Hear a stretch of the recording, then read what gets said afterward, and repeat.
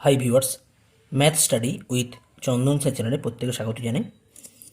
আজকে আমরা একাদশ শ্রেণীর সম্ভাবনা তত্ত্ব বা প্রবাবিলিটি থিওরি এর ওপর আমরা যে তোমাদের চ্যাপ্টার আছে সেই চ্যাপ্টার থেকে তোমাদের যে এসএনদের বই সেই বইয়ের প্রশ্নমালা 4-এর অতি সংক্ষিপ্ত উত্তরধর্মী প্রশ্নের সমাধান করা হবে। তো আমরা লাস্ট ভিডিওতে তোমাদের এই চ্যাপ্টার থেকে অর্থাৎ প্রশ্নমালা 4 থেকে তোমাদের অতি সংক্ষিপ্ত উত্তরধর্মী কোশ্চেন নাম্বার 29 পর্যন্ত সলভ করেছিলাম। তো আজকের ভিডিওতে আমরা সেখান থেকেই করবো, অর্থাৎ কোশ্চেন নাম্বার 30 থেকে করা হবে। কেমন? আচ্ছা, তোমরা যারা আমার আগের ভিডিওগুলো দেখোনি তারা কিন্তু অবশ্যই আগের ভিডিওগুলো দেখে নিতে পারো। আমি ডিসক্রিপশন বক্সে তোমাদের লিঙ্ক দিয়ে রেখেছি, তোমরা সেখান থেকে দেখে নিতে পারো। আর যারা আমার চ্যানেলে আজকে একদম নতুন তারা কিন্তু অবশ্যই আমার চ্যানেল সাবস্ক্রাইব করে রাখবে, কারণ পরবর্তী সময় তোমরা আরও নতুন নতুন ভিডিওর আপডেট তোমরা পেতে পারবে। কেমন? আর আজকের ভিডিও তোমাদের পছন্দ হলে তোমরা কিন্তু অবশ্যই লাইক, শেয়ার এবং কমেন্ট করে জানাবে। কেমন? তো যাই হোক, শুরু করা যাক কোশ্চেন নাম্বার 30 থেকে। অতি সংক্ষিপ্ত উত্তরধর্মী কোশ্চেন নাম্বার 30 কী দেওয়া আছে দেখো। একটি বাক্সে 50টি বস্তু আছে এবং 4টি বস্তু ত্রুটিপূর্ণ, অর্থাৎ 4টি বস্তুর মধ্যে কোনো সমস্যা আছে। তো বাক্স থেকে উদ্দেশ্যহীনভাবে নেওয়া একটি বস্তু ত্রুটিপূর্ণ না হওয়ার সম্ভাবনা নির্ণয় করতে হবে। কেমন? আর কি বলা আছে সেকেন্ড পার্টে, আরও একটা আমাদের পার্ট বলা আছে যে বস্তুটি ত্রুটিপূর্ণ হওয়ার অনুকূলে সুযোগ কত হবে সেটা আমাদের নির্ণয় করতে হবে। তো চলো দেখো কীভাবে আমরা এটা সলভ করতে পারি। তো এখানে আমাদের প্রথমেই বলা আছে যে বাক্সে 50টি বস্তু আছে। তাহলে এই যে পরীক্ষা, অর্থাৎ বাক্স থেকে আমাদের উদ্দেশ্যহীনভাবে নেওয়া একটি বস্তু নিতে হবে। সেক্ষেত্রে এই যে এই পরীক্ষার সঙ্গে সম্পর্কিত নমুনা দেশ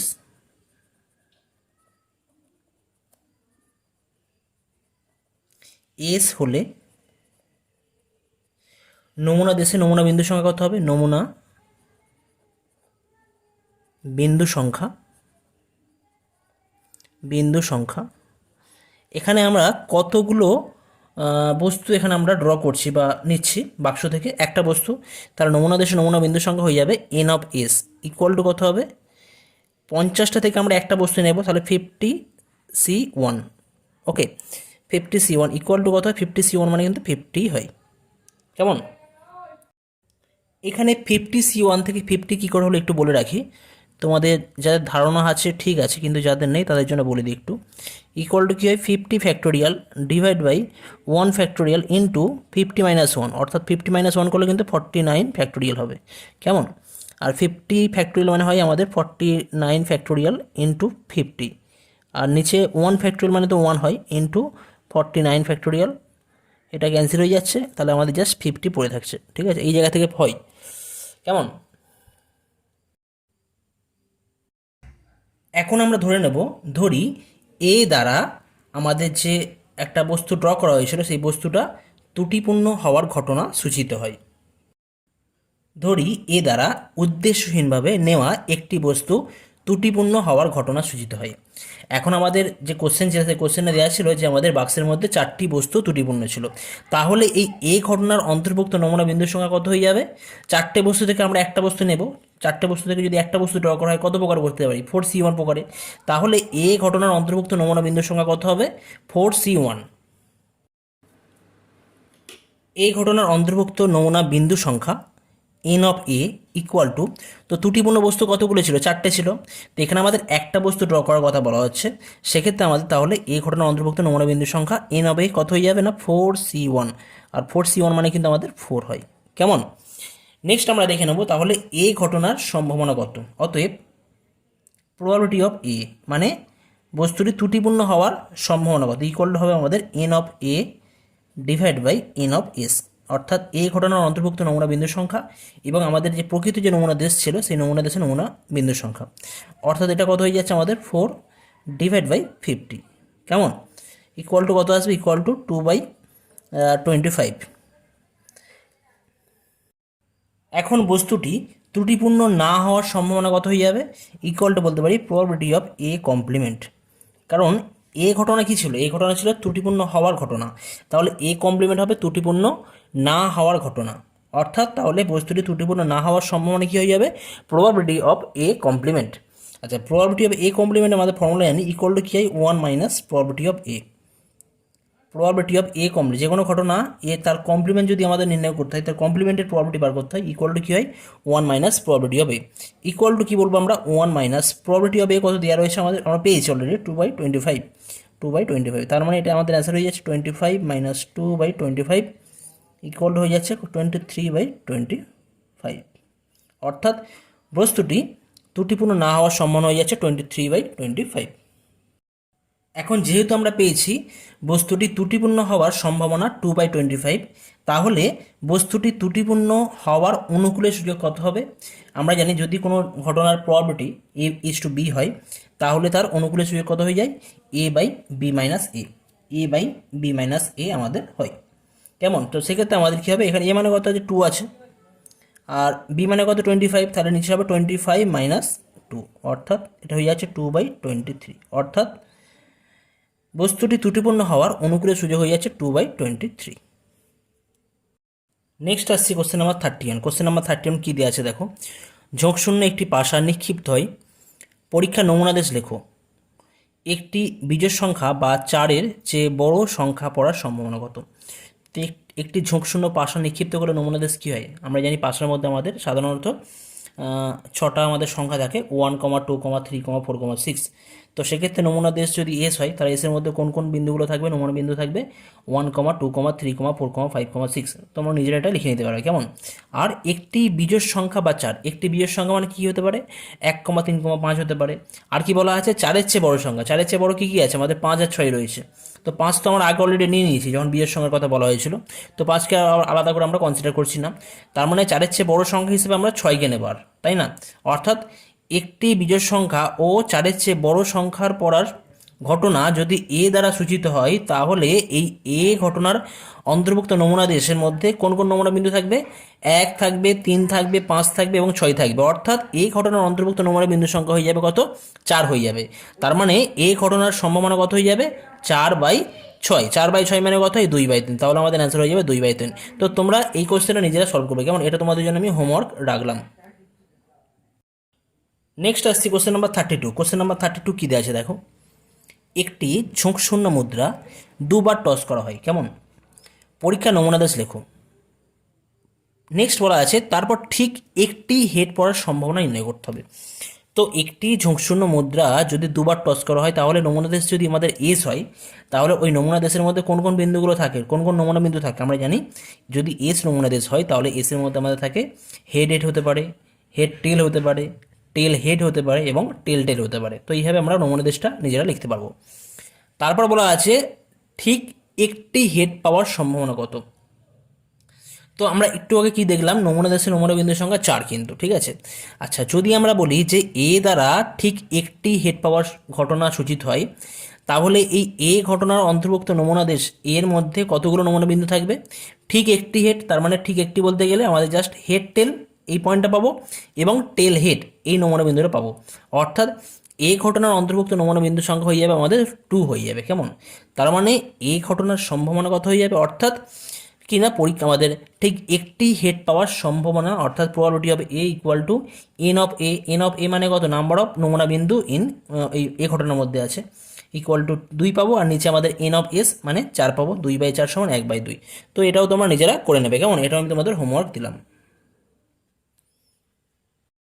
নেক্সট আসছি question number 33। Question number 33 Roman 1 কী দেওয়া আছে দেখো, প্রদত্ত যে কোনো পরিবারে 2 জন শিশুর 1 জন বালক, এটা আমাদের দেওয়া রয়েছে, কোনো পরিবারে 2 জন শিশুর মধ্যে 1 জন বালক।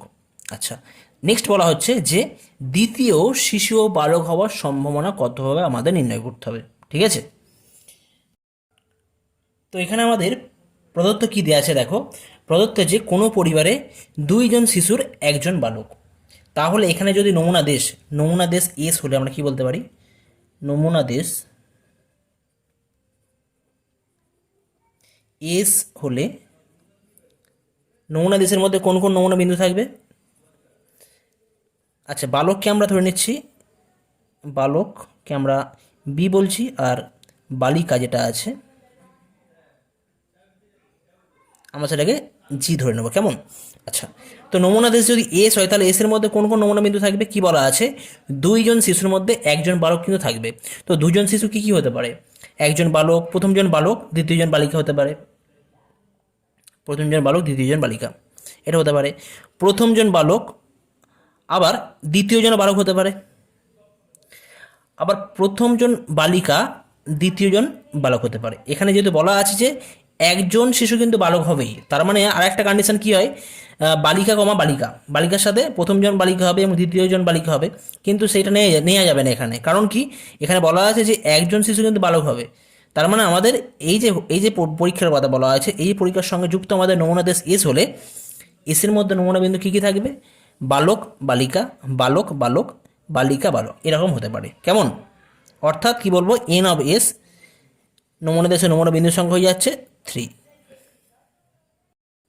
এখন ধরি এ দ্বারা দ্বিতীয় শিশুও বালক হওয়ার ঘটনা সূচিত হয়। এখানে কি বলা আছে, এ দ্বারা দ্বিতীয় শিশুও বালক হওয়ার ঘটনা। এখানে শিশুও জোর দিয়ে বলা আছে না, অর্থাৎ কি আমাদের যেটা দেওয়া ছিল যে দুজন শিশুর মধ্যে একজন বালক হবে, একজন বালক হবে।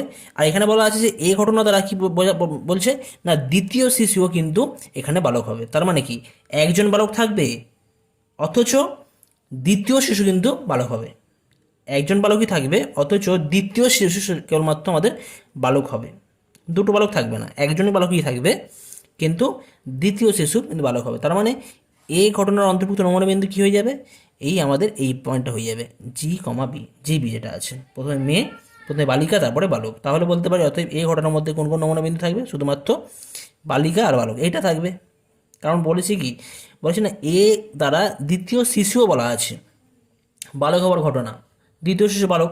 আর যদি বলেছি কারণ কি, বলা হয়েছে দুজন শিশুর একজন বালক কম্পালসারি, একজন বালকই থাকবে এখানে, অর্থাৎ শুধুমাত্র বি থাকবে এখানে, একজন বালক, দুজন বালক থাকবে না। যদি আমাদের একজন বালকের কথা বলা না থাকতো তখন আমরা এখানে আলাদা করে আমরা শুধু বিবিকেও নিতে পারতাম, কেমন? তো যাই হোক, তাহলে আমাদের এ ঘটনার অন্তর্ভুক্ত নমুনা বিন্দু কত হয়ে যাবে, এন অফ এ ইকুয়াল হয়ে যাচ্ছে 1। অতএব প্রবাবিলিটি হবে কী হবে, অর্থাৎ কি বলবো না, দ্বিতীয় শিশু অর্থাৎ পরিবারের মধ্যে দুজন শিশুর মধ্যে একজন বালক এবং দ্বিতীয় শিশুও বালক হবার সম্ভাবনা হয়ে যাচ্ছে কত, equal to N of a divide by n of s equal to 1/3। 33 Roman 2 কী দেওয়া আছে দেখো, জানা আছে যে কোনো পরিবারে 3 জন শিশু আছে এবং শিশুদের মধ্যে কমপক্ষে একজন বালিকা। 3 জন শিশুর মধ্যে কমপক্ষে একজন বালিকা, এই কথার অর্থ কি, একজন হতে পারে, দুজন হতে পারে, 3 জন বালিকাও হতে পারে। আর কি বলা আছে, পরিবারের 3 জন শিশুই বালিকা হওয়ার সম্ভাবনা এখানে আমাদের নির্ণয় করতে হবে। এখানে কি জানা আছে যে কোনো পরিবারে 3 জন শিশু আছে এবং শিশুদের মধ্যে কমপক্ষে একজন বালিকা আছে। 3 জন শিশু আছে এবং শিশুদের মধ্যে কমপক্ষে একজন বালিকা আছে। এই কথার অর্থ কি, অর্থাৎ কখনোই কিন্তু 3 জন বালক হবে না, কখনোই কিন্তু 3 জন বালক হবে না।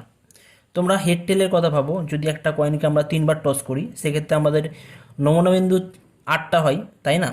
সেক্ষেত্রে যদি আমি বলি যে কমপক্ষে একবার হেড পড়ার ঘটনা, সেক্ষেত্রে আমরা শুধুমাত্র যে 3টে টেল পড়বে সেটা কিন্তু আমরা সেই কন্ডিশনটা বাদ দেবো, অর্থাৎ 3টে টেলে পড়ার যে নমুনা বিন্দু সেটা আমরা বাদ দেবো। তো এখানে আমরা 3 জন বালক হবার যে নমুনা বিন্দু সেইটা আমরা বাদ দেবো, কেমন? তো যদি এখানে নমুনা দেশ এস হয়, নমুনা দেশ এস হলে এসের মধ্যে কোন কোন নমুনা বিন্দু থাকবে? তার আগে এখানে আমি ধরে নিচ্ছি বালক বি এবং বালিকা জি দ্বারা আমরা নোটেশন ইউজ করছি। তো তাহলে আমাদের কোন কোন নমুনা বিন্দু থাকছে, 3 জন শিশু বলা আছে। তো প্রথমজন আমরা বালক, তারপরে গার্ল ধরছি, মেয়ে ধরছি বা বালিকা ধরছি, বালক বালিকা। তো প্রথমজন বালক, দ্বিতীয়জন বালিকা হলে তৃতীয়জন কী হতে পারে, তৃতীয়জন বালক হতে পারে। প্রথমজন বালক, দ্বিতীয়জন বালিকা হলে তৃতীয়জন আবার বালিকাও হতে পারে। প্রথমজন বালিকা, দ্বিতীয়জন বালক যদি হয় তাহলে তৃতীয়জন কী হবে, তৃতীয়জন বালক হতে পারে। প্রথমজন বালিকা, দ্বিতীয়জন বালক এবং তৃতীয়জন কী হতে পারে, বালিকা হতে পারে। কেমন? আচ্ছা, প্রথমজন বালিকা, দ্বিতীয়জন বালিকা এবং তৃতীয়জন কী হতে পারে, তৃতীয়জন বালক হতে পারে। প্রথমজন বালিকা, দ্বিতীয়জন বালিকা এবং তৃতীয়জনও বালিকা হতে পারে। আর একটা কী হতে পারে, প্রথমজন বালক, দ্বিতীয়জন বালক এবং তৃতীয়জন বালিকা হবে, কিন্তু আমরা কিন্তু এখানে তৃতীয়জনকে আমরা বালক নেব না, কারণ আমাদের বলা আছে যে কমপক্ষে একজন বালিকা থাকতে হবে। দেখো প্রত্যেকটাতে কমপক্ষে একটা বালিকা আছে, জি আছে, তাই না? এখানে একটা, এখানে দুটো, এখানে একটা, এখানে একটা, এখানে দুটো, এখানে তিনটে, এখানে একটা, তো সেইটাই আমরা নিচ্ছি। অর্থাৎ এখানে আমাদের নমুনা বিন্দু কত হয়ে যাচ্ছে, নমুনা দেশে n অফ s = 7 হয়ে যাচ্ছে। এখন ধরি এ দ্বারা পরিবারের 3জন শিশুই বালিকা হওয়ার ঘটনা সূচিত হয়। তাহলে এ ঘটনার মধ্যে কোন কোন নমুনা বিন্দু থাকবে, শুধুমাত্র 3জন বলা আছে না, 3জন শিশুই পরিবারের 3জন শিশু বালিকা হওয়ার ঘটনা। তো সেক্ষেত্রে আমাদের এই ঘটনার নমুনা বিন্দু হয়ে যাচ্ছে আমাদের জি জি জি, 3জন বালিকাই হবে, জাস্ট এই পয়েন্টটা নমুনা বিন্দু। অতএব n অফ a অর্থাৎ এই ঘটনার অন্তর্ভুক্ত নমুনা বিন্দুর সংখ্যা হয়ে যাচ্ছে 1। অতএব প্রবাবিলিটি অফ a অর্থাৎ প্রবাবিলিটি অফ a কত হয়ে যাবে, n of a divide by n of s, তাই না? অর্থাৎ পরিবারে 3জন শিশুই বালিকা হওয়ার সম্ভাবনা probability of a n of a divide by n of s। n of a মানে কত, 1, আর n অফ s মানে কত, 7। অর্থাৎ এটা আমাদের 1/7 এখানে অ্যান্সার হয়ে যাচ্ছে। নেক্সট আসছি কোশ্চেন নাম্বার 34। কোশ্চেন নাম্বার 34 কী দেওয়া আছে দেখো, কোনো সমসম্ভব পরীক্ষা ই এর সঙ্গে সংশ্লিষ্ট দুটি ঘটনা এ ও বি পরস্পর পৃথক নয়। দুটো ঘটনা যারা কিন্তু পরস্পর পৃথক নয় বলা আছে। অর্থাৎ a intersection b is not equal to 5। যদি probability of a = 1/4, probability of b = 2/5 এবং probability of a union b = 1/2 হয়, তবে আমাদের এই প্রত্যেকটার প্রবাবিলিটি বার করতে হবে। অর্থাৎ probability of a intersection b, probability of a intersection b complement এবং probability of a complement union b কমপ্লিমেন্টের আমাদের ভ্যালু নির্ণয় করতে হবে, যেখানে c দ্বারা পুরো ঘটনা প্রকাশিত হচ্ছে। তো এখানে আমাদের যেগুলো দেওয়া ছিল সেগুলো প্রথমে লেখা হয়েছে। আর কি বলা আছে যে a ও b ঘটনা দুটি পরস্পর পৃথক নয়। তার অর্থ কি, a intersection b is not equal to 5। ওকে, তার মানে হচ্ছে আমাদের probability of a intersection b কখনোই কিন্তু নন জিরো হবে। ওকে, আচ্ছা, আমাদের ইউনিয়নের ভ্যালু কত দেওয়া আছে, হাফ দেওয়া আছে, 1/2। অতএব বলতে পারো, অতএব probability of a union b = half, এটা দেওয়া রয়েছে। তো এই জায়গা থেকে আমরা কি লিখতে পারি, আমাদের সম্ভাবনার সমষ্টি বিষয়ক উপপাদ্য যা আছে, সম্ভাবনার সমষ্টি বিষয়ক উপপাদ্যের সাহায্যে আমরা পাই, এটাকে আমরা লিখতে পারি probability of a plus probability of b minus probability of a intersection b, কেমন, = 1/2 হবে। তো এখান থেকে জাস্ট ক্যালকুলেশন করলে তোমরা পেয়ে যাবে, কেমন, সিম্পলি ক্যালকুলেশন করলে পাবো 1/4 plus 2/5 minus probability of a intersection b, এটাই আমরা বার করবো, = 1/2 কত হয়ে যাবে, probability of a intersection b = 1/4 plus 2/5 minus 1/2। এটা ক্যালকুলেশন করলে আমরা পাচ্ছি কত, ইকুয়াল হয়ে যাবে 4/5, এটা আমাদের 4/5 20 লসাগু, 4/5 5 প্লাস 5/4, আর এটা হয়ে যাচ্ছে আমাদের মাইনাস 2/10।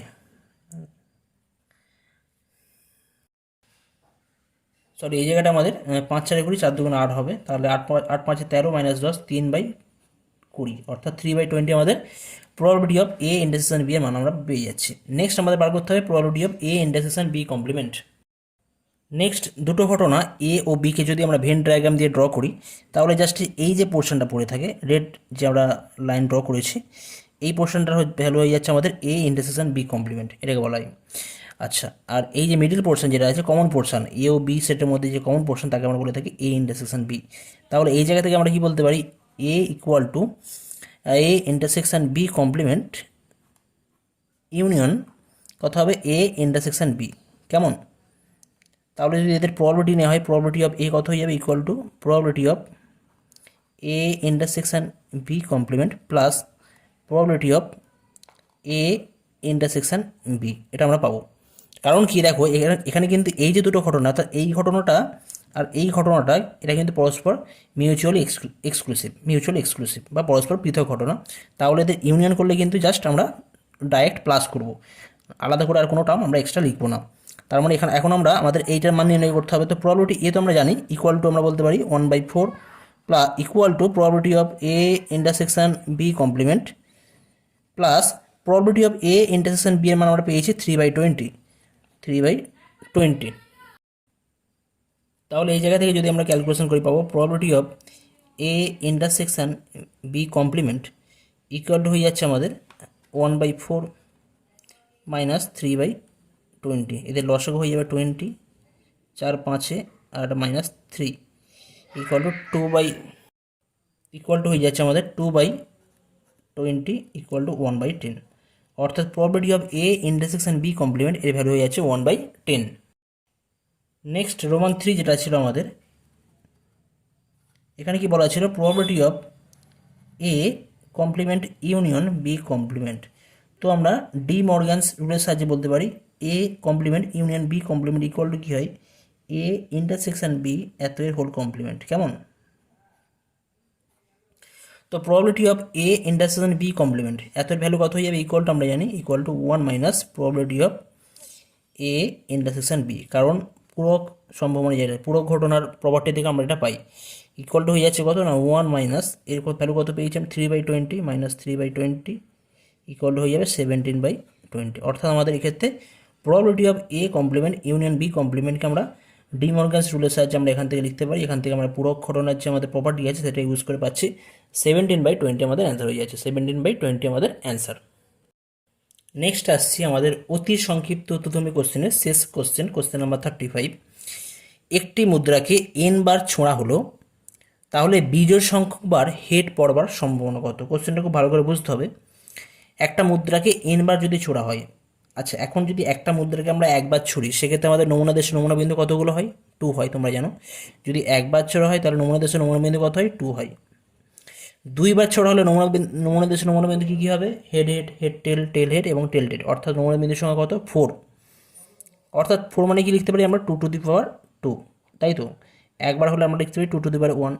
যদি 3বার ছোড়া হয়, 3বার ছোড়া হলে আমাদের নমুনা দেশের নমুনা বিন্দু head head tail head head head head tail head head tail tail tail head head tail head tail বা tail tail head tail tail টেল, অর্থাৎ সেখানে আমাদের নমুনা বিন্দুর সংখ্যা হয়ে যায় 8। এটাকে আমরা কি লিখতে পারি? 2 কিউব। কেমন? অর্থাৎ যদি আমরা একবার ছুড়ি সেক্ষেত্রে 2 টু দি পাওয়ার 1 সংখ্যক নমুনা বিন্দু পাবো, দুবার ছুড়লে 2 স্কোয়ার নমুনা বিন্দু, 3বার ছোড়া হলে 2 কিউব সংখ্যক নমুনা বিন্দু পাবো। তাহলে যদি মুদ্রাকে আমরা n বার ছুড়ি সেক্ষেত্রে আমাদের নমুনা বিন্দু কতগুলো হবে? 2 টু দি পাওয়ার n হবে। কেমন? তো আমরা লিখতে পারি যে প্রদত্ত ঘটনার সাথে সম্পর্কিত নমুনা দেশ যদি s হয়, কি বললাম? প্রদত্ত ঘটনার সাথে সম্পর্কিত নমুনা দেশ s হলে তার s এর মধ্যে আমাদের নমুনা বিন্দু কত হয়ে যাবে? n অফ s ইকুয়াল হয়ে যাচ্ছে 2 টু দি পাওয়ার n। ঠিক আছে, অর্থাৎ নমুনা দেশে নমুনা বিন্দুর সংখ্যা হয়ে যাচ্ছে 2 টু দি পাওয়ার n। এখান থেকে আমরা বলতে পারি সিমেট্রি থেকে। আচ্ছা নেক্সট আমাদের বলা আছে যে বিজোড় সংখ্যক বার হেড পড়বার সম্ভাবনা কত? তো আমরা ধরে নিচ্ছি এ দ্বারা বিজোড় সংখ্যক বার হেড পড়ার ঘটনা সূচিত হয়। তো এ দ্বারা বিজোড় সংখ্যক বার হেড পড়ার ঘটনা আমরা ধরে নিলাম। কেমন? আচ্ছা তাহলে এই এ ঘটনার অন্তর্ভুক্ত আমাদের নমুনা বিন্দু বার করতে হবে। এন অফ এ কত হবে সেটা আমাদের বার করতে হবে। এ ঘটনার অন্তর্ভুক্ত নমুনা বিন্দুর সংখ্যা বার করতে হবে। খুব ভালো করে বোঝার চেষ্টা করো। যদি একবার ছোড়া হয় সেক্ষেত্রে আমাদের নমুনা দেশের নমুনা বিন্দু কী কী থাকতে পারে? আইদার হেড অর টেল, তাই তো? তার মানে সেক্ষেত্রে আমাদের বিজোড় সংখ্যক বার হেড পড়ার, বিজোড় সংখ্যক বলতে এখানে একবার, তাই তো? তা একবার হেড পড়েছে কতবার? একবারই পড়েছে তো। একবার, এখানে বিজোড় সংখ্যক বার হেড বলতে একবার হেড পড়েছে, তাই তো? সেটা কতবার পড়েছে? একবারই পড়েছে। তার মানে এখানে আমাদের এন অফ এ কত হয়ে যাচ্ছে? এন অফ ইকুয়াল টু 1, অর্থাৎ কী পাচ্ছি? 2 টু দি পাওয়ার 1/2, তাই না? এখানে কি ছিল? মোট নমুনা বিন্দু কত ছিল? 2 টু দি পাওয়ার 1, তো 2 টু দি পাওয়ার 1/2। যদি দুবার ছোড়া হয়, দুবার ছুড়লে আমরা কী পাবো? নমুনা বিন্দু কী কী পাই? Head head head tail tail head tail tail পাই, তাই তো? তার মধ্যে এখানে বিজোড় সংখ্যক বার হেড, বিজোড় সংখ্যক বার বলতে কিন্তু এখানে একবার হেডের কথা বলা হয়েছে। এখানে দুবার আছে আর একবার আছে হেড পড়েছে আর কি। তো বিজোড় সংখ্যক বার হেড কতবার পড়েছে এখানে? এখানে কিন্তু হেড টেল আর টেল হেডের মধ্যে রয়েছে, অর্থাৎ বিজোড় সংখ্যক বার হেড পড়েছে কিন্তু এখানে দুবার। তাহলে আমরা বলতে পারি এন অফ এ এক্ষেত্রে হয়ে যাবে কত না? 2। 2 মানে কত হয়ে যাচ্ছে? 2 স্কোয়ার বাই 2। 2 স্কোয়ার কী ছিল? আমাদের মোট নমুনা বিন্দুর সংখ্যা ডিভাইড বাই 2। কেমন? আচ্ছা যদি 3বার ফেলা হয়, 3বার ড্র করা হয়, 3বার ফেললে আমরা কী পাবো? সেক্ষেত্রে আমাদের নমুনা বিন্দু হয়ে যায় কী কী পাই? Head head head head head tail এইগুলো পাই। কোন কোন নমুনাবিন্দু পাই? Tail head head, tail head tail, tail head tail head, head tail tail, tail tail head, tail tail tail পাবো। তো সেক্ষেত্রে আমাদের বিজোড় সংখ্যক বার, এখানে বিজোড় সংখ্যক বলতে গেলে আমাদের একবার এবং তিনবার, তাই না? এখানে একবার হেড কবার পড়েছে, দেখো একবার হেড এখানে একবার আছে, একবার দুবার তিনবার, মানে একবার হেড পড়েছে তিনবার, আর তিনবারটাও তো আমাদের বিজোড় সংখ্যা, তাই না? তাহলে তিনবার হেড পড়েছে একবার, তার মানে মোট আমাদের বিজোড় সংখ্যক বার হেড পড়েছে কিন্তু এখানে মোট চারবার। তার মানে এন অফ এ অর্থাৎ বিজোড় সংখ্যক বার হেড পড়েছে এখানে আমাদের কত না চারবার। চারবারকে আমরা কি লিখতে পারি? 2^3 ডিভাইড বাই 2, 2^3 ডিভাইড বাই 2 আমরা লিখতে পারি এইভাবে। তার মানে যদি আমরা এন সংখ্যক বার মুদ্রাকে আমরা ছড়ি সেক্ষেত্রে আমাদের, আর এ দ্বারা যদি আমাদের বিজোড় সংখ্যক বার হেড পড়ার ঘটনা সূচিত হয়, তাহলে এই এ ঘটনার অন্তর্ভুক্ত নমুনা বিন্দু কত হয়ে যাবে? আগের মতনই টোটাল নমুনা বিন্দুর সংখ্যা ডিভাইড বাই 2, 2^n/2। কেমন? এই জায়গা থেকে আমরা বলতে পারলাম। অতএব কী বলবো? এই ঘটনার সম্ভাবনা অর্থাৎ যে বিজোড় সংখ্যক বার হেড পড়বার সম্ভাবনা কত হয়ে যাবে? Equal to probability of A equal to N of a divide by n of s. তো এন অফ এ মানে কত ছিল? 2^n/2, R N of S মানে 2^n ইকুয়াল টু কত হয়ে যাচ্ছে? 1/2। অর্থাৎ আমাদের বিজোড় সংখ্যক বার হেড পড়বার সম্ভাবনা হয়ে যাচ্ছে 1/2। তো আজকের ভিডিওতে আমি এই পর্যন্তই করলাম। পরবর্তী ভিডিওতে তোমাদের যে সমস্ত সংক্ষিপ্ত উত্তরধর্মী যে সমস্ত প্রশ্ন আছে সেই সমস্ত প্রশ্নের সমাধান নিয়ে আলোচনা করা হবে। তো আজকের ভিডিও তোমাদের কিন্তু পছন্দ হয়ে থাকলে, কিন্তু আশা করি পছন্দ হয়ে থাকবে অবশ্যই, তোমরা কিন্তু অবশ্যই লাইক করবে কিন্তু, কেমন? আর যারা আমার চ্যানেলে একদম নতুন তারা কিন্তু অবশ্যই সাবস্ক্রাইব করে রাখবে। ওকে, থ্যাংক ইউ সো মাচ।